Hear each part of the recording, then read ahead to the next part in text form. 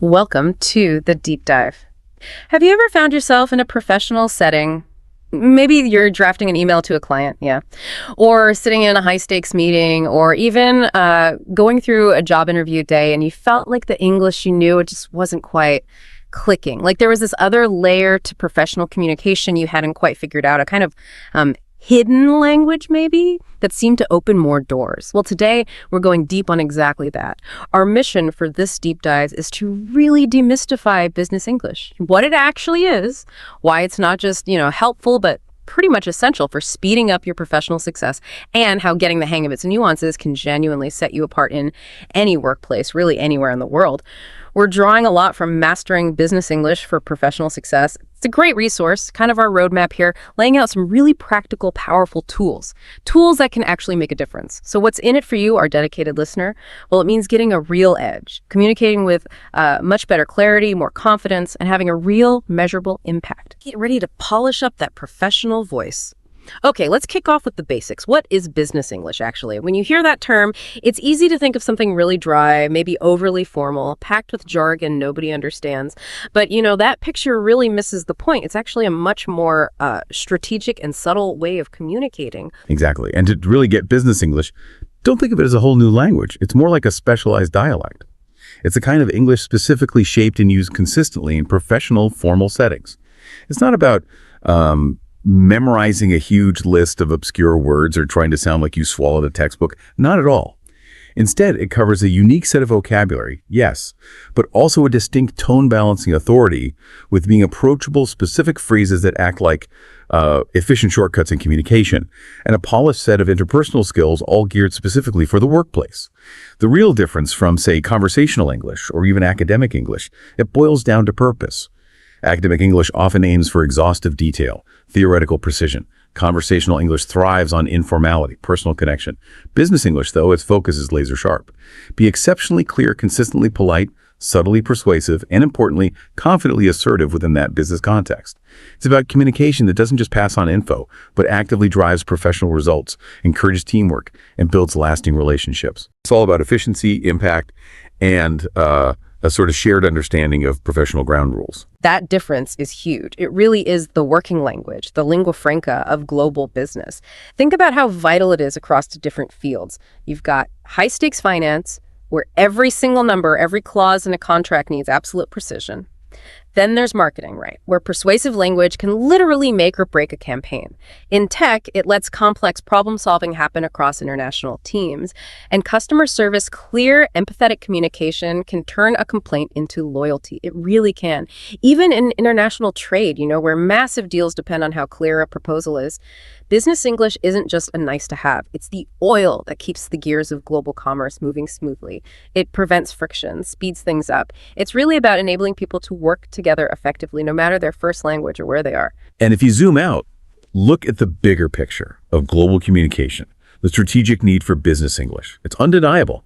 Think about multinational companies, teams spread across continents. A standardized professional English isn't just a benefit, it's operationally critical. Imagine a project team, maybe London, Tokyo, New York, all working together. Without a common, understood way to talk professionally, even small misunderstandings, they can easily spiral into costly delays, big mistakes, maybe even legal trouble. Or think about international contract talks. One ambiguous phrase could mean huge financial losses or endless disputes. Business English provides that essential common ground. It makes sure messages are understood exactly as intended, expectations are crystal clear, and collaborations can actually work, regardless of miles or cultural differences.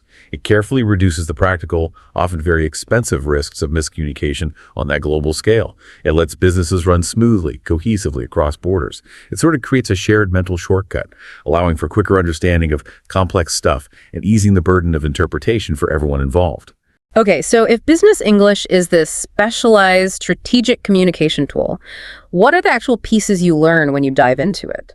Our sources are pretty clear. These aren't just language skills. They're genuinely career tools. They really boost your professional toolkit. Let's start with formal vocabulary and phrasing. This is where you meet words that have a specific weight and precision in a business context. They often convey a sense of purpose, of professionalism that everyday words might lack. For example, instead of just saying work together, we use collaborate. Imply something more structured, right? Purposeful teamwork on a common goal. Exactly. And implement means putting a plan into action, clearly showing execution. Negotiate is specifically about discussion to reach an agreement, especially with differing interests. A deadline isn't just a time. It's a non-negotiable fixed point, signaling commitment and urgency. And a proposal. It's a formal detailed suggestion, usually for approval. These aren't just fancier synonyms, they're precise tools. Right, like telling your team, let's collaborate on this market analysis. It instantly sounds more professional, more organized than just, let's work on this together. Much more effective. And specific phrases too, like as per our discussion. That's key, isn't it? Oh, absolutely. It's a concise, professional way to confirm you're referencing something agreed on before. Instantly adds clarity, cuts out misunderstandings. Attached, you will find universally understood, direct, professional. Tells the recipient exactly where to look. No ambiguity. And moving forward, signals that proactive focus on future action, progress. That's highly valued in business. And these aren't just polite extras, are they? They're essential in situations like formal emails, meeting minutes, project updates, anywhere professionalism, precision, and efficiency are really needed. They convey that sense of order that shared understanding professionals recognize immediately. And what's really interesting here is the why behind these choices. How do these formal elements strip out ambiguity, but also carefully maintain that respectful, efficient tone? Moving forward, like you said. Right. It's short, it sounds positive, implies a proactive, solution-focused approach, signals discussions ending, action starting. That's so much more efficient and punchy than saying something long like, in the future, we will begin to consider the next steps regarding X, Totally. Much cleaner. And these formal phrases, they act like subtle signals. They don't just carry information, they imply, I understand the rules of the game here. These signal shared business etiquette, respect for the context, and an intention for clear, no-nonsense talk. When you use them, you're showing you get it. You understand the professional gravity, and you're communicating with the precision it demands. That builds trust, boosts efficiency. It's like saying, I'm part of this professional conversation. I speak the language. It helps everyone process complex ideas faster.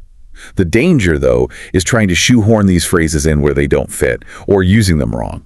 That can make you sound, well, unnatural or even a bit insincere. Okay, moving beyond just words and phrases, the next big career tool is professional writing. This isn't just about good grammar, is it? It's focused on specific, structured types of writing that are just fundamental in any workplace. We're talking about crafting clear, perfectly structured emails, absolutely the backbone of business communication today. Drafting concise, informative reports and memos that get complex data across effectively. And building compelling CVs, persuasive cover letters, or really detailed proposals.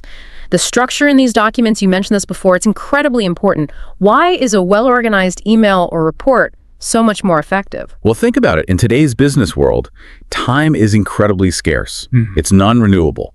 A clearly structured email, good subject line, polite greeting, clear main point, obvious call to action, lets the recipient get the message fast and respond right. They don't waste time trying to figure out what you mean. Yeah, cuts through the noise. Exactly. And same for reports and memos.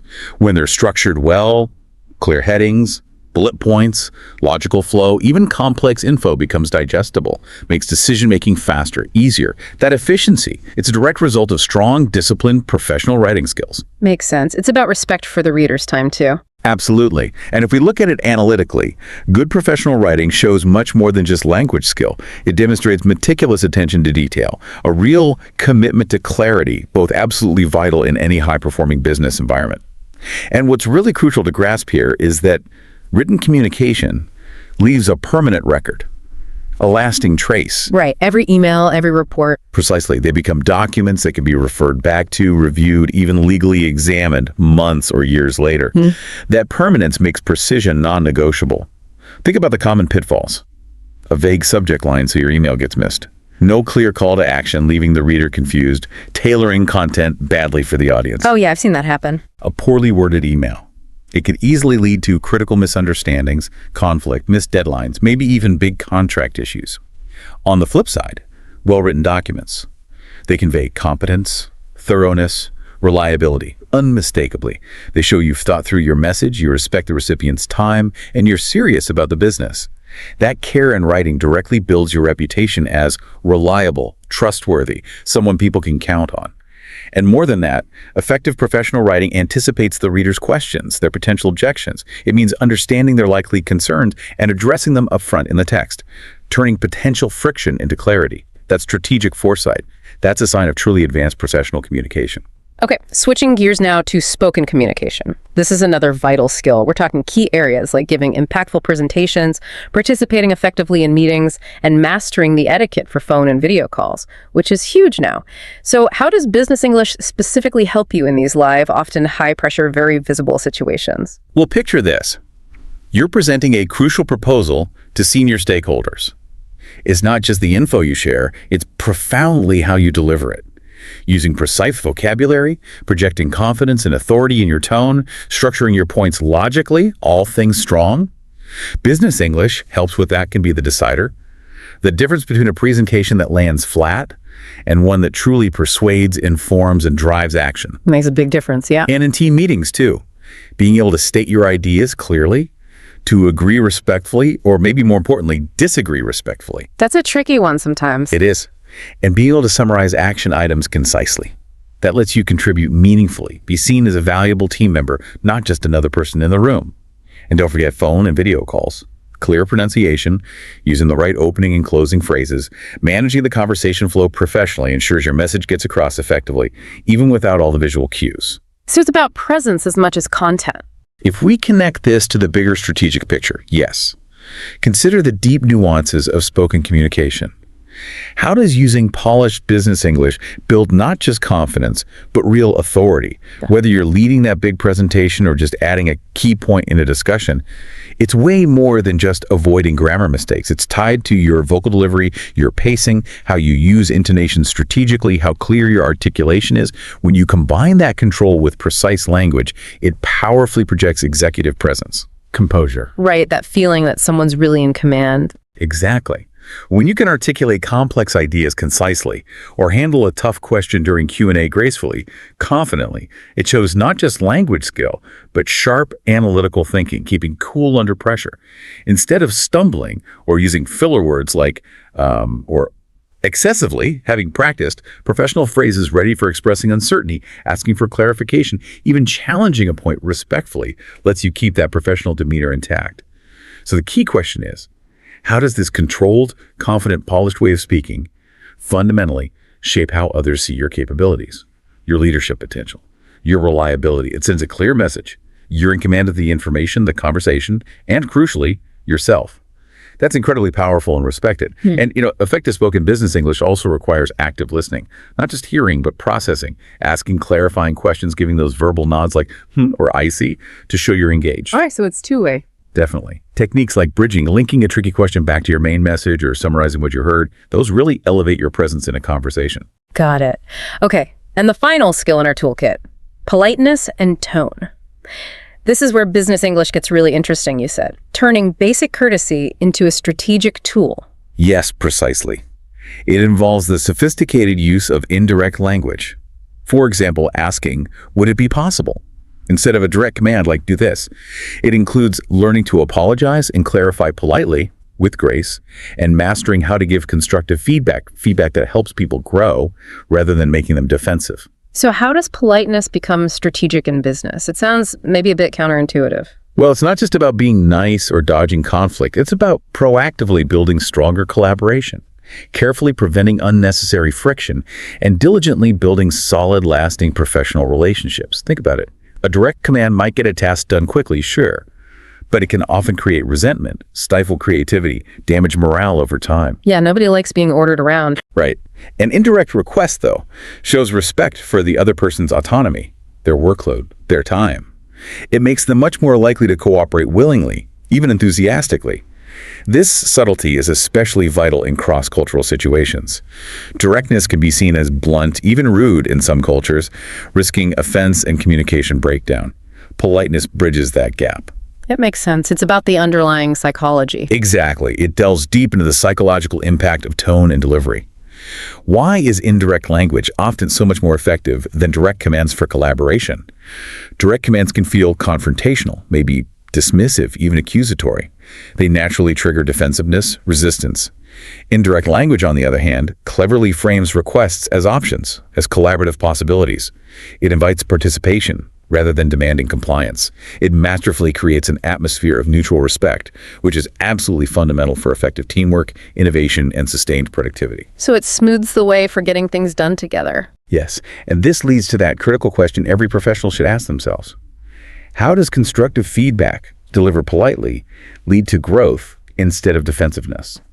Instead of blurting out, that report is completely wrong, which is just asking for trouble. Yeah, instant walls go up. Right. A sophisticated business English approach might be, there seems to be a slight discrepancy in this section of the report. Perhaps we could review the data together to refine it. See the difference? That reframing shifts focus from blaming the person to a shared opportunity for improvement.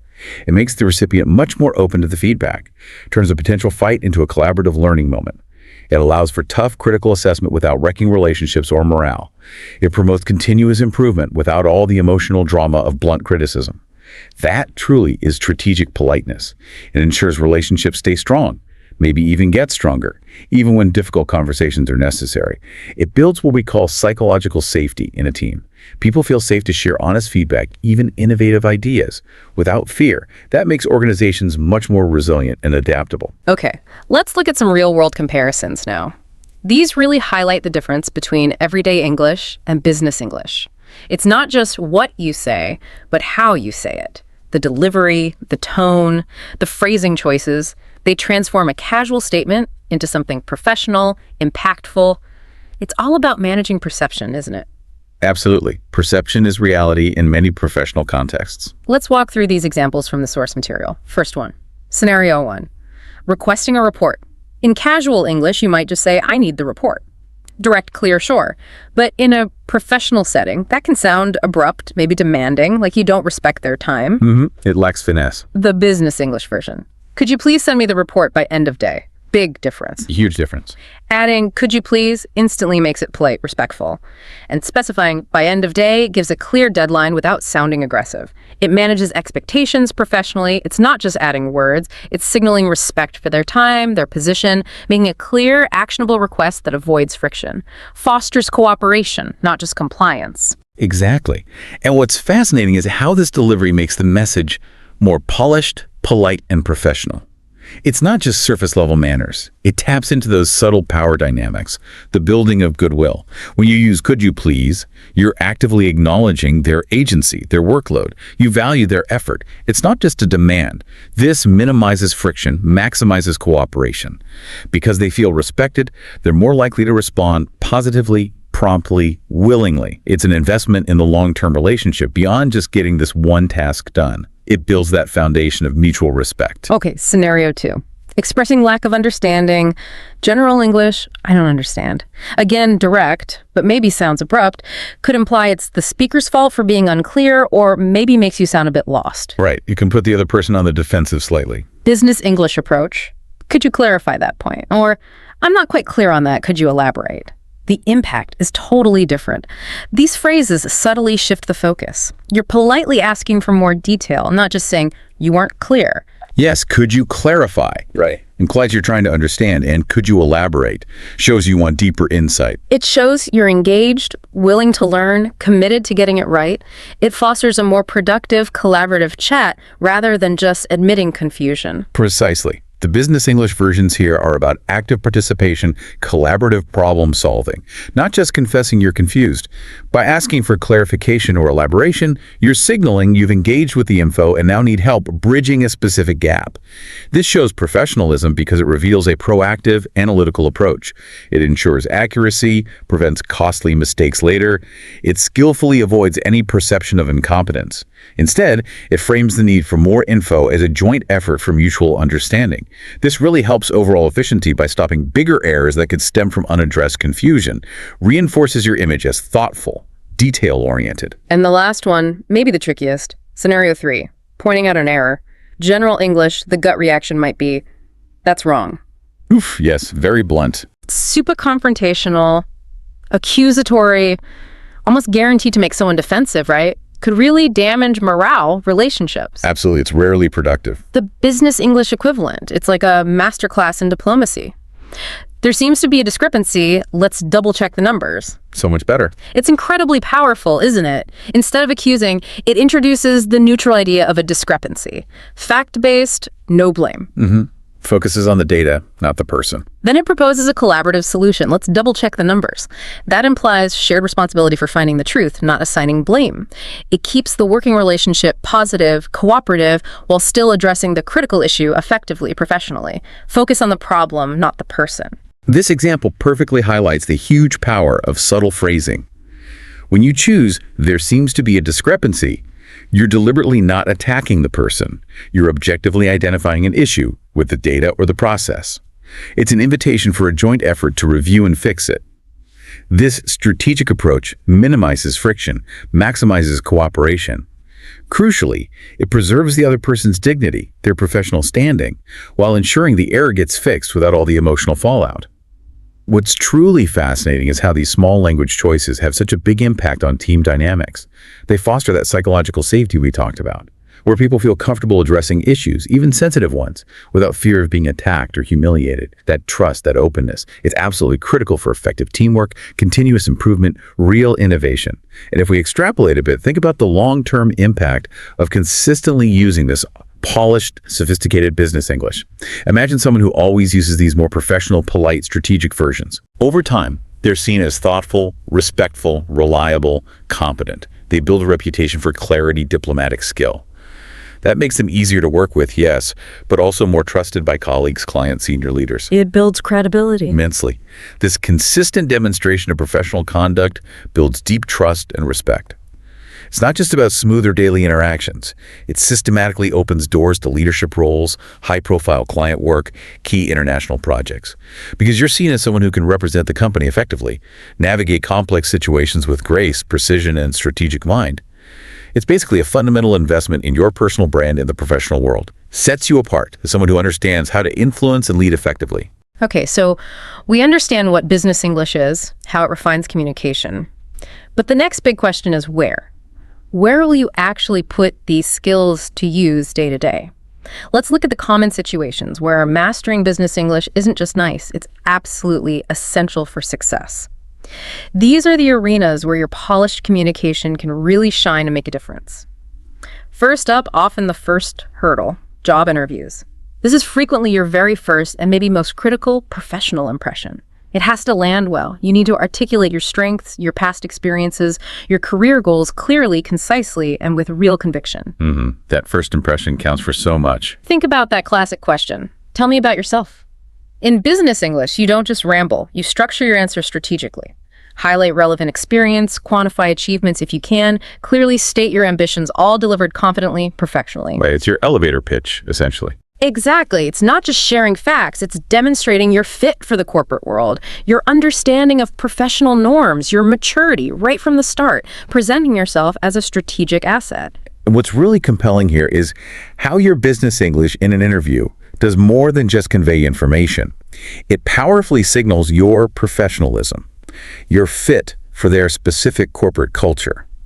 It's not enough to just list your skills. You have to talk about them using the vocabulary and phrasing that resonates with business leaders. Like using their language. Precisely. Instead of a generic, I'm good at solving problems, you might say, I consistently leverage analytical frameworks to diagnose complex operational challenges and proactively drive efficient, data-backed solutions. That kind of precision shows you're ready for the business environment, not just in skills, but critically, in your ability to communicate those skills in a way that aligns with professional expectations. It's a strong nonverbal cue that you get it, you operate within their norms, signals you're an immediate cultural and operational fit. Makes sense. Next, maybe the most common form of professional communication, emails. In today's workplace, emails are the digital lifeblood, aren't they? They're essential for confirming meetings, sending proposals, replying to clients, situations where tone, clarity, precision are everything. Absolutely unavoidable and incredibly important. Just think about the sheer volume, the frequency of emails. Many of us spend hours every day writing, reading, responding. An unclear email, poorly structured, ambiguous wording can lead to endless back and forth, missed deadlines, frustration. Wasted time, basically. Exactly. Mastering business English in emails means every message you send is efficient, polite, and achieves its objective without wasting anyone's time or effort.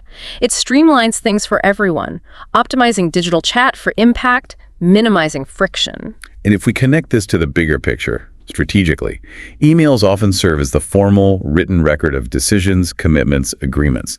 This is where mastering business English becomes absolutely critical, non-negotiable. Because it's documented. Precisely. How does it ensure these digital records are clear, unambiguous, professional? How does it minimize misunderstandings or, even worse, legal issues? Every word carries weight here.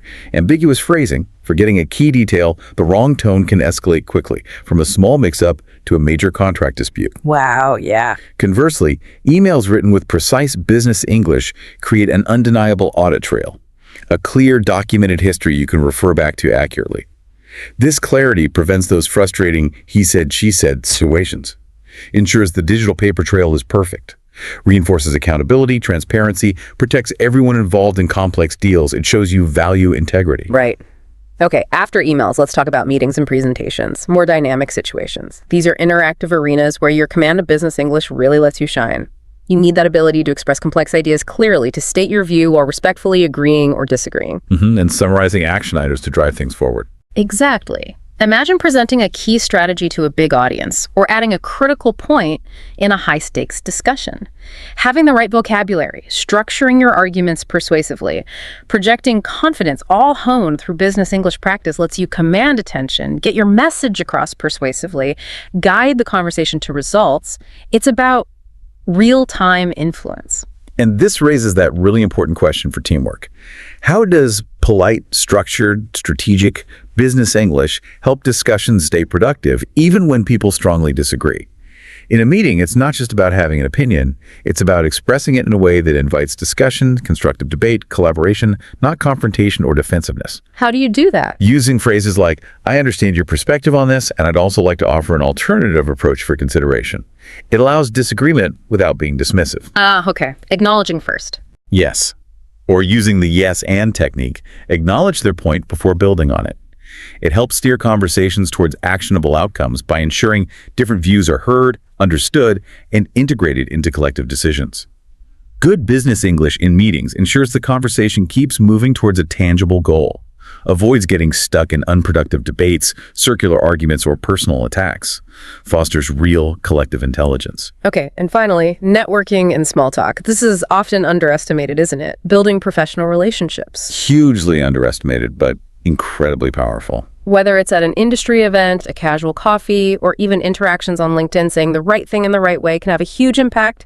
It's about building rapport, finding common ground, subtly showing your professional knowledge, even in seemingly casual chats where real connection happens. And what's fascinating here is how business English goes beyond just formal settings like board meetings or proposals.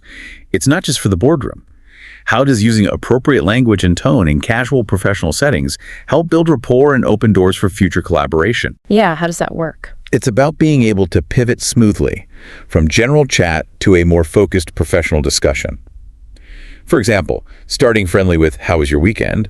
can smoothly transition into, "That reminds me, I was just reading an article on a similar market trend," specifically regarding... Linking it naturally. Exactly. Yeah. That fluid transition, using the right vocabulary. A conversational yet professional tone lets you make a strong, memorable impression beyond just the casual chat. It shows your versatility, your ability to engage meaningfully on different levels, subtly signals your expertise and your approachability at the same time. It's about creating opportunities through intentional social intelligence. So the overall goal in mastering all these situations isn't just to get by, but to really thrive, to excel in any professional English-speaking environment. Right, since email writing came up as one of the most important parts of business English, let's really dive deep into its structure. This is a skill you'll use every single day, confirming meetings, sending proposals, just following up. Mastering this structure can really lift your professional image from just okay to exceptionally polished. Impactful. It's foundational, really. Let's break down the core parts of a professional email, piece by piece. It always starts with the greeting. This one element sets the immediate tone, influences how the recipient sees your message right away. first impressions. You might go formal, like Dear Mr. Smith, especially for someone senior, external, or new, or maybe more familiar but still professional, like Hi James, if you have that kind of rapport already. Right, context is key. The crucial thing is picking the right level of formality, balancing professionalism with the relationship and the email's context. A formal greeting shows respect, deference. Less formal builds rapport, more collegial, but always professional standard. The risk is getting it wrong, isn't it? Too casual with a boss undermines you. Too formal with a teammate feels weird. Absolutely. And it's fascinating how these seemingly little things like the greeting make such a big impression. The greeting is your email's first impression, your digital handshake. It instantly shows you understand professional etiquette, respect their position and time. Getting it wrong, even slightly, can set a negative tone before they even read your main point. Addressing a senior client with, hey, instantly damages credibility. Being overly formal with a close colleague can seem stiff, distant, maybe even passive-aggressive. Tailoring it appropriately is an art. It lays the groundwork. Okay, after the greeting, you usually have an opening line, like a polite transition, right? Establishes connection. Yes, a little bridge into the message. Common ones. I hope you're well, or thank you for your message. The purpose isn't just politeness, is it? It builds rapport, acknowledges prior communication, shows you're tracking things, or just shows courtesy before jumping into the main topic. It softens the communication, makes it feel less transactional, more human, which is increasingly important even in business. Buys that moment of goodwill. Right. The opening line is really key for relationship building, setting a receptive tone. It's professional courtesy. Acknowledges the recipient as a person, not just a task doer. I hope you're well. Universal pleasantry shows respect. Thank you for your message. Confirms you got it, processed it, or responding. That's efficient and reassuring. These simple lines create a cooperative tone, invite a positive reception for your main message by setting up a respectful exchange. Shows you're paying attention to the conversation history. Then we get to the main content, the real reason for the email. This is where clarity, conciseness, organization are absolutely vital. You want to get straight to the point, no unnecessary fluff, jargon, confusing sentences. Keep it clean. Examples. I'm writing to confirm our meeting on Friday at 2 p.m. Direct, specific, no ambiguity, or please find the attached proposal for your review. Clearly states the action where the document is. Actionable. The focus is maximum efficiency, unambiguous clarity. Avoid long, rambling sentences. Use clear, action-oriented language. For complex stuff, break it down. Paragraphs, bullet points, maybe bolding key info sparingly. Good structure. Anticipate questions they might have and answer them concisely right there. Avoid unnecessary follow-up emails. The goal, they get it, know what's needed on the first read. The main content is exactly where those clear, concise, and respectful principles really show their power. It's all about effective, efficient information transfer. Every sentence should have a purpose. Why is clarity paramount? Because even slight ambiguity can lead to errors, delays, endless follow-up questions, wasting everyone's time. So frustrating. And conciseness respects their time, that valuable business commodity. Please find the attached proposal for your review is so much better than, say, I'm sending you the proposal that we discussed earlier, and I hope you will take a look at it when you have a free moment. Yeah, the second one is weak, wordy. Exactly. Lacks a clear call to action, easily ignored. Plus, a key strategic part of the main content is framing it right for your audience. Writing to a CEO who needs a summary and recommendations, or a colleague who needs detailed steps. Tailoring it, knowing what to include, what to leave out, presenting it logically, persuasively, that's what makes writing exceptional, not just good. Right. After the main message, you move to the closing. This manages expectations, guides next steps, invites more interaction. Yes, guides the conversation forward. Phrases like, let me know if you have any questions, shows you're available for follow-up, open to talking more, or looking forward to your response, politely signals you expect a reply or action. Closes the loop smoothly. These strategic closings are essential. Prevent a dead end, gently prompt the needed action or feedback, keeps the momentum going. Makes sense. The closing is where you manage the handoff of the conversation, prompting a response or signaling it's complete, facilitating the next steps, ensuring smooth communication flow. Let me know if you have any questions. Open, accommodating, invites clarification, shows you want to be helpful, ensure understanding. Looking forward to your response, sets a clear expectation, subtly prompts action without being demanding, shows proactive engagement, commitment to moving things forward, prevents guesswork, provides a clear path. And finally, the sign-off. Your professional farewell. The last impression. Quick and professional. Common ones. Best regards, or sincerely, concise, universally understood. Reinforce the professional closing, respectful end. The sign-off is the final stamp of professionalism, a formal closure reaffirming the tone. But beyond the sign-off itself, the absolute necessity of avoiding slang, random abbreviations, unless everyone uses them in your context, and I can't stress this enough, meticulously proofreading before hitting send.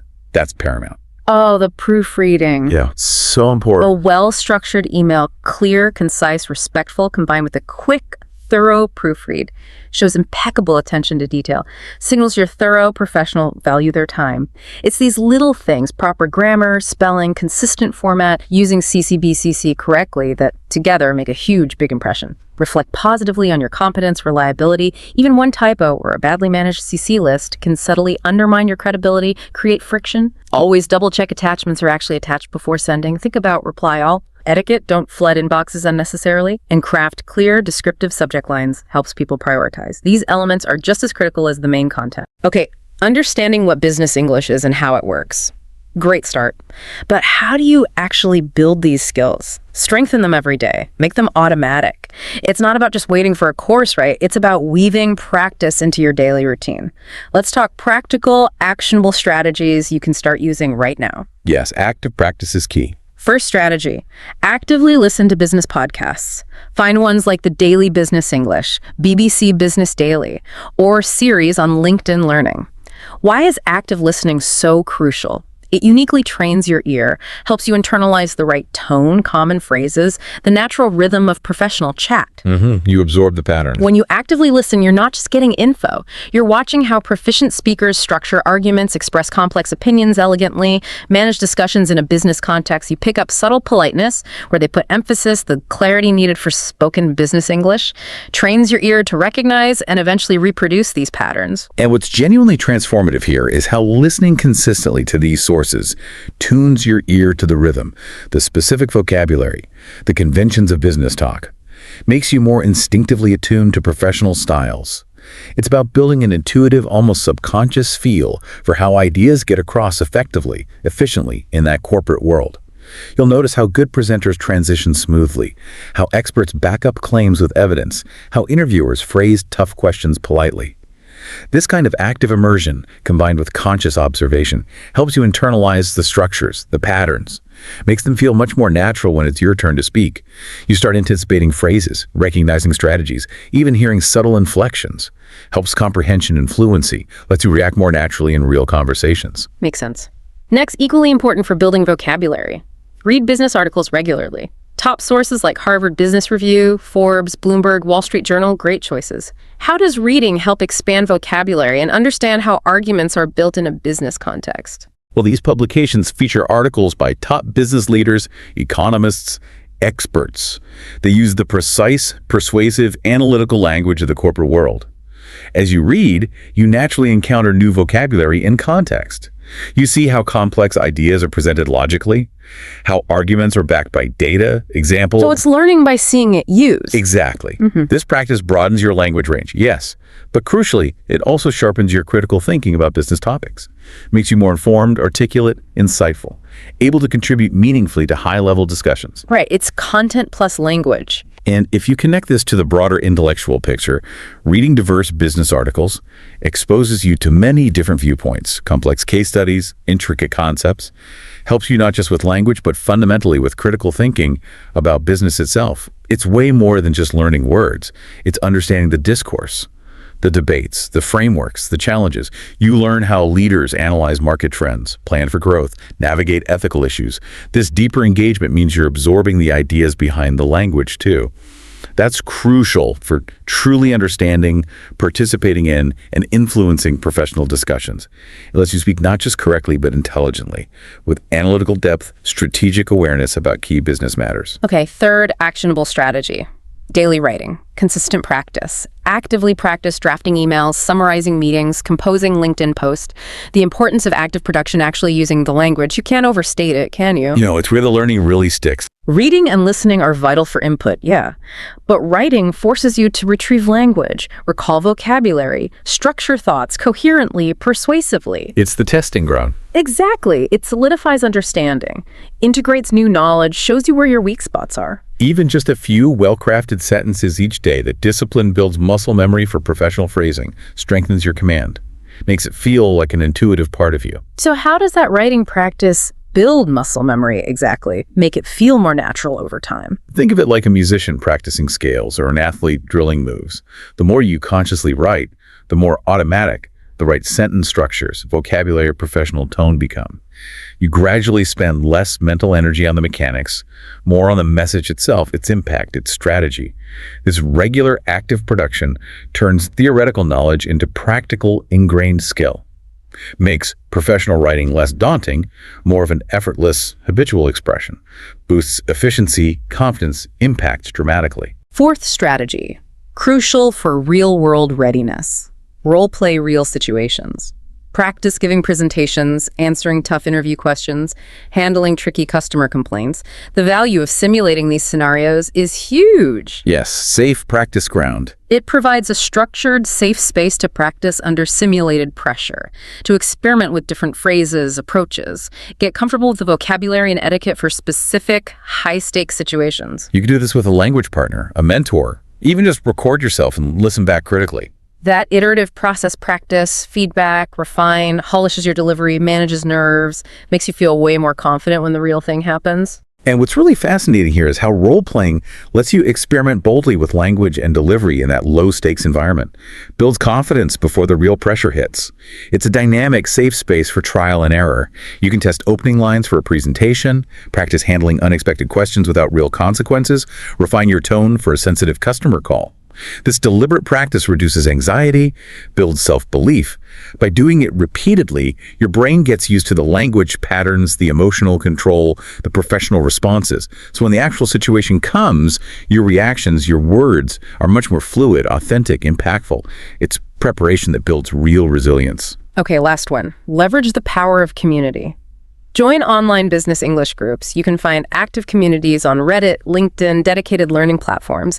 The power of community, peer feedback, it's transformative. It really accelerates learning. These groups offer chances for real interaction, peer learning, constructive feedback. You can ask nuanced questions, share your writing for review, join discussions, find accountability partners. That collaborative environment reinforces the practical application of business English, offers diverse perspectives you wouldn't get studying alone. So it makes it less isolating. Exactly. And if we fit this into the bigger learning picture, engaging with others online gives authentic interaction, rich peer learning, reinforces practical application in varied contexts. It changes learning from a solo activity into a shared, enriching experience. You see how others phrase things, get real-time feedback, learn from others' mistakes and successes? This social interactive aspect can dramatically speed up your learning by providing tons of context for practice and simply keeping you motivated through shared goals, mutual support. It's about applying theory in a fluid, interactive, supportive setting. Deepens understanding, builds adaptable skills, broadens your network too. And remember, business English isn't just learning words. It's fundamentally about building confidence, achieving absolute clarity, and embodying professionalism in everything you do. These strategies together, they're designed to build all three. Transform your professional presence. To sum up, these varied complementary practice methods create a truly holistic, immersive learning experience. They ensure proficiency in business English becomes not just a skill you have, but an integrated part of your professional identity.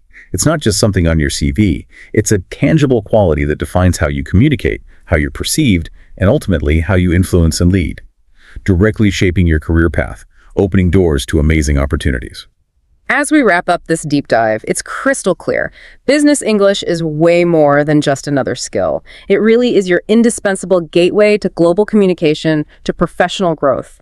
Whether you're working with international clients, applying for jobs overseas, or looking to grow your business right where you are, mastering this specific type of English will absolutely set you apart. As a leader, an expert, it lets you navigate complex professional situations easily, build real rapport across cultures, and express your most complex ideas with precision and impact. And what's really compelling, the key takeaway, is how these language tools empower you.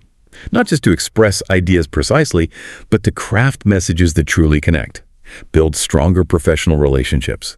Enhance your ability to influence, persuade, lead. It's the crucial difference between just being understood and being truly heard, valued, respected. In any professional setting, this mastery lets you move beyond basic communication to strategic interaction, where every word, every phrase, every tone serves a purpose in reaching your goals, building your legacy. We really hope this deep dive has given you a solid, actionable roadmap, not just to survive, but to truly thrive, to excel in any professional English-speaking environment.